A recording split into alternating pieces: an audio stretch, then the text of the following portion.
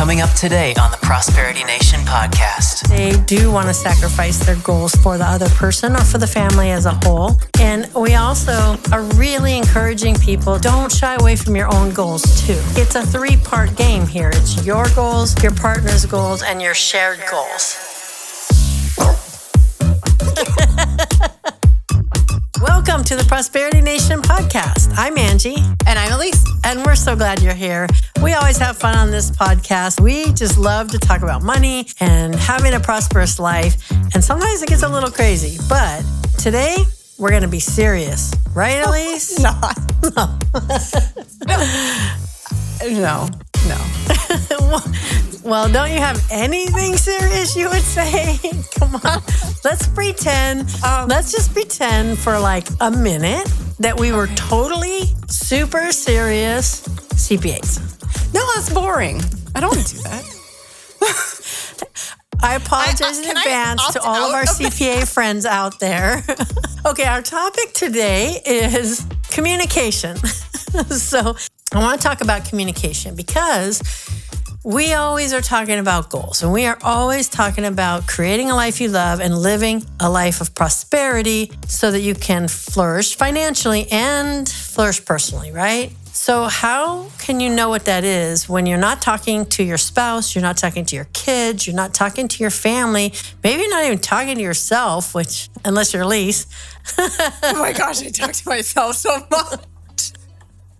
How did you know that? I used to share an office with someone, and it was like an ongoing joke how I would just talk to myself. Yeah, what? Were you talking to me? Stop. Apparently not. No, you're talking to yourself. Oh, boy. Maybe you're talking to yourself because I just don't listen to you. Oh, that's probably worse. Yeah, how would you know? I just turn off my camera from now on. You just nod your head from time to time. Exactly. Oh, anyway, the reason the communication is so important, and we have talked about this, and we're actually building a course, communication for couples course to talk about money because, it's not an easy topic, and it's not the money that's so hard to talk about. It's actually getting to talk about what's really important to you. And it's really hard as a couple to talk about what you want in life or what your meaningful life goals are because you don't want to upset the other person, or you want to make sure the other person also has their goals met, too. And one thing that I find so fascinating and I have such endearment for is I'm just give a little shout out to the guys out there. This is usually something that I see in men, not always, and it's not generalized everywhere. But, when I've been doing financial planning for many, many, many years, there is a difference in between men and women that often shows up. Women tend to be wanting security, and they tend to want to get that from their husband in the sense of, like, give me the plan, tell me what's going on. And of course, he keeps it in his head usually, and he feels okay about it, but she's kind of in the dark. And so she gets worried more with that underlying just kind of mode of operation of making sure that she's secure. But for the guys, it's quite different. One of the biggest motivators on the men's side is providing. And, it's very heroic and it's so awesome. I love watching it. I love seeing it. The gentlemen always want to really provide for their wife and make sure she's happy and help her get her goals done and the kids and make sure their goals are done. And then where does his goals go? Nowhere. They don't talk have you about seen it. that? Yeah. They're whenever, we've asked them in this situation, like what their goals are, they, I don't know if you noticed, you probably have noticed this because you have more experience than me, but they always look at their wives. Oh, yeah. Like, it's like, what are your goals? It's like, what are your goals? Like they wait for the wife to talk almost. And then it's, it's all about them. It's all about, I want to, whatever she wants. I think it kind of also goes back to like the happy wife, happy life, maybe. Like if you keep the wife happy, then everything's happy. But oftentimes, the goals are about what the wife wants, how to get the kids set up for success, or, the legacy, I guess, leaving for the kids, and not so much like what what he wants. Or and it's so awesome. I love watching it, especially since I'm not married, so I don't have that. And so I really admire watching couples and how they work together. And I have a lot of experience coaching couples in money. And so I've just picked up a lot of tips and wisdoms and observations, I should say, over the years. And it really is such a beautiful thing when any couple gets together, male, female, female, female, male, it doesn't matter, when there's so much love and so much desire to create a life they love together, that they do want to sacrifice their goals for the other person or for the family as a whole. And we also are really encouraging people to don't shy away from your own goals too. Like, it's a 3-part game here. It's your goals, your partner's goals, and your shared goals. And I don't know, I was thinking about this because recently, we were at a big meeting with a family and there were family members all around and people were talking. We were at this for hours and coming up with our plans and goals and going over numbers and the businesses and the personal finances. And, when it came down to the true goal planning, and by the way, we have something that we use here that's called a goals policy statement. And the whole point of our goals intensive is to come out of that with a goals policy statement. And what that means, it's just your goals, and policy means agreement. So just what you're in agreement with your goals. And it's a statement. It's in writing. It's your commitment to it so that your family is in agreement with what goals you guys are working on. And then your financial team is all now geared to helping achieve those goals too. So we all are in agreement as to which direction we're going. But we're in this meeting and, I'm like, okay, personal goals time. Let's get down to the heart of it. And we're going through our goals intensive process. And, I just had to lean over next to the husband and just kind of lean in. Like, what do you want? And it was like from a whisper where he started to tell these things he really wanted to do. And it's so kind and so gentle. And he would sacrifice every single one of his goals for his family. And that's where we got to say, hey, let's bring those to life too. And they're actually usually the smaller goals of the goals anyway, probably can be achieved in the next 6 months. But it doesn't feel that way, to them often. Have you ever seen that? There's definitely been goals, when after we have the goals listed, we normally then go, prioritize them and, okay, when do you want to do this? When do you want to do that? And there was a client that we had all the goals, and kind of like you said, it was kind of a smaller goal in comparison to the others that probably could be accomplished within the next year or two, but he was so persistent on it being the last goal. Like if I achieve all, if I have my kids handled through college and have enough saved up to take care of my parents as they get older and, buy more houses for my wife or whatever it is, then at the very bottom of all of those, once everyone else I know is taken care of, then we can do that one. So yeah, I've definitely seen that. And it's like you said, it's very admirable. I think, that they're willing to do these things, but it's also like, you've worked your ass off to get all of this. Like, you deserve to give yourself something that you actually really want to do. Yeah. Yeah, it's so true. But you know what? I find myself doing the same thing, honestly. Yeah. I do.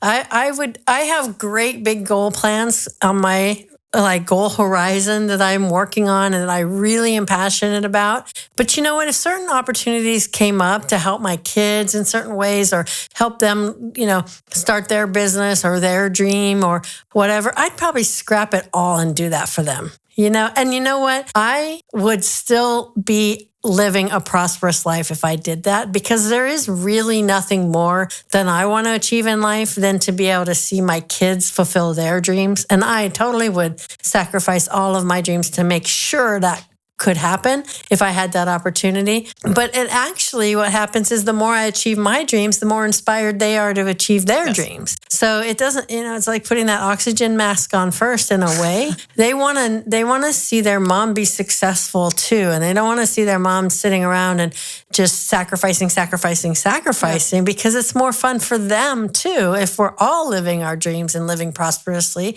and that nobody's sacrificing something that's meaningful to them in order to achieve something else. We all want to help each other, and we all have different skills and ways and means to do that. Yeah, it's kind of like what people say is like you have to fill your cup first. like the oxygen mask, like you have to take care of yourself. And I think part of that is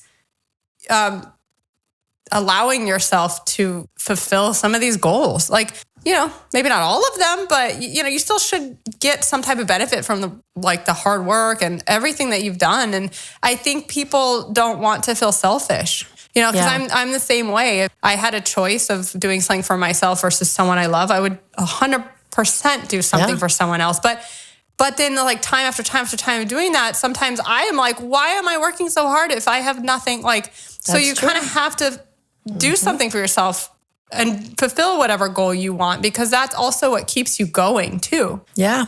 Well, that's why we always come back to it's prosperity. Flourishing as a person, flourishing financially, because you as a person may flourish by giving everything away, or, dedicating your life to playing guitar, or, creating art.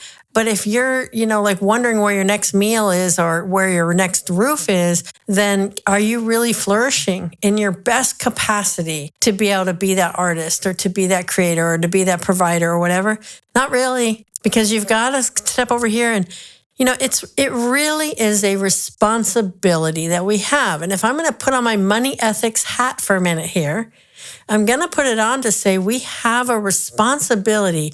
We have a duty and an obligation to earn money to be able to fund our dreams. And what the definition of a prosperity goal includes is not just satisfying you, but also improving you, it's improving your money, and it's improving society in some way. And so if we take that obligation seriously and make sure all of our goals have those three elements in there, we have a self-propelling system, because it will always give back to help other people at the same time of put a real ownership and responsibility on actually creating the resources to fulfill those dreams. And to me, if you don't take the time to think about what that is that brings you most to life, and you don't then turn and take the responsibility to figure out, how do I make the money to do that and not let it die? Yeah, I think there's nothing wrong with having a lot of goals for yourself and others. And you can have it all. You can do it all, and that's fine. You can't do it all at once, right? Sometimes. I don't know. No.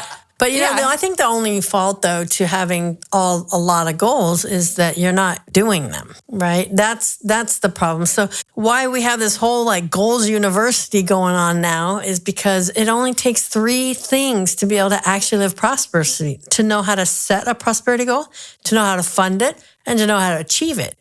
And so we spend so much time now with our goals specialists carving out how to actually set a goal that's actually really real, and then put the funding plan together toward it. And then how do you actually achieve it? And that's how it's really getting down to getting serious about restructuring your life to actually have that real sense of purpose and meaning and prosperity in it. And it's not easy. We're not taught this stuff in school at all. We give up on our dreams and goals all the time because it's too hard and we don't know how to make them come true. Exactly. Or fulfilling other goals instead.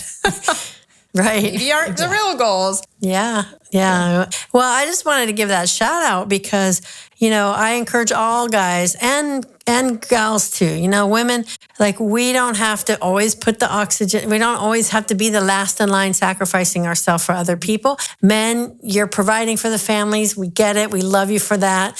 And we want every person to find that thing for themselves too, because it's that aliveness in you that actually gets like a magnet. It's magnetic. And then other people want that aliveness. And what are you doing? And how are you getting that? It's pretty straightforward. You're doing it because you're doing something that's on your purpose and you made it come true. And that sparked aliveness in you and other people recognize it. Yeah. Even if it's just jumping out of an airplane. I was going to say, so the moral of this podcast is go jump out of the plane, go buy that expensive car or watch. It's really what you're saying. Yeah, well, we've said in the past, budgets don't work, financial planning doesn't work. Just go do it. Maybe none of this works. Go live a fun life, right? We're going to contradict our own advice in one episode. Yeah. Exactly. Yeah. Well, it is, we've got one shot here living, we got one life here, and it's up to you to make it go right for yourself. It's up to you to have a life where you love and you're alive and you're thriving. You can't sit around and wait for somebody else to give it to you. It ain't coming. There's no knight in shining armor or no princess in shining armor, or however you want to say it. Exactly. You got to do it. And like you always say, do you want to be on your deathbed wishing you would have had that car collection or, jumped out of the plane or whatever it might be. And that would be a horrible feeling. Yeah. And you know what that is? That feeling is, it's that regret. And if you regret that you were not courageous enough to stop doing this stuff in your life right now that doesn't work for you and have the courage to step into something that actually brings you to life, that's a disappointing feeling. I don't want that feeling. Same. I would rather fail trying than to not try and wish that I had. Yeah. I don't want that for us. I don't want that for my friends, my family, or any of our clients, or any of our listeners. That's right. Yeah. That's why we're creating our Prosperity University, because we all need better skills at being able to set these goals, figure out how to fund them, and actually get them done. Break them down into doable steps. Stay on it every single week, every single month after month, week after week, whatever, to actually get to a done. Because without a done, you have all these open wishes and wants, and then regret. Nothing happens. Nothing happens. You talk to yourself. Hey, watch it. Hey, sorry, I can't help it. Anyway, so yeah, you're right. It's the moral of this podcast is, go out and live a life you love. Dang it. That's all we want for you. Do that thing. Yeah, exactly. Buy that thing. And let us know what it is. Like, we want to hear from you. Are you sitting on a wish or a want and not doing something about it because you have a lot of reasons or excuses, and real or unreal, doesn't matter. Hey, let us know. Maybe we can help. Maybe we have a solution that can actually get you unstuck and get you rolling on that again. So let us know what's going on in your world. Yeah, we'd love to hear from you. As always, it's stories@prosperitynation.com. Like and subscribe to our podcast and follow us on social media. Awesome. All right, we'll see you next time. See ya. Thanks for joining us today. Follow us on social media for the latest episodes, updates, and more. Like and subscribe to videos from us on YouTube, and find out more at prosperitynation.com.